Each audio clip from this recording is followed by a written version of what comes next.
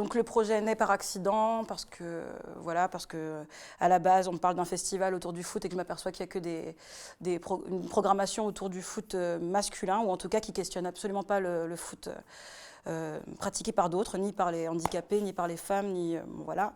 Et je m'aperçois que c'est un endroit qui cumule, où viennent, comme le foot c'est un microcosme, quoi, ça vient questionner exactement les mêmes problèmes, en plus petit, en plus serré, en plus intense, tous les mêmes problèmes qu'on retrouve dans la société, de sexisme, de racisme, d'andiphobie, d'agisme, de classisme, etc., de toutes les discriminations, viennent bien se concentrer là, avec un sport qui est connu pour être le sport masculin par essence. Et là, du coup, qu'est-ce que ça donne ? Qu'est-ce que ça vient ? Pourquoi c'est problématique quand ça devient des femmes ? Pourquoi elles sont moins médiatisées ? Pourquoi elles sont 400 fois moins payées ? Pourquoi on leur demande de garder les cheveux longs, d'être maquillées, de parler de leurs copains, d'être surtout pas lesbiennes ? Pourquoi toutes ces choses-là ?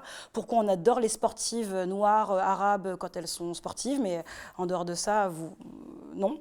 Voilà. Et puis ça m'a permis d'inviter d'autres personnes, puisque c'était un solo avant, un duo, et là d'un seul coup on est 12 sur le plateau. Donc il y a autre chose. Comment je fais pour transmettre, moi, mes qualités, entre guillemets, de performeuse, mon envie de prendre des risques sur le plateau, mon écriture et tout ça, à des personnes qui sont là, des gens, enfin, et des performeuses, et des comédiennes qui veuillent se mouiller et aller dans la perf, et des filles qui pratiquent le foot, qui ne sont pas vraiment footballeuses non plus, qui ont des tafs à côté, enfin, qui ont d'autres emplois à côté.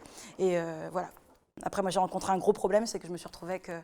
pour un spectacle qui va questionner le racisme, avec pas tant de personnes racisées sur le plateau. Donc je pense que je prends beaucoup ce créneau-là, moi, avec quand même cette équipe qui est assez blanche. C'est pas grave, hein, mais ça aurait été bien de le questionner là aussi. On devrait créer en novembre 18 au CDN de Rouen. On espère que tout se passe bien.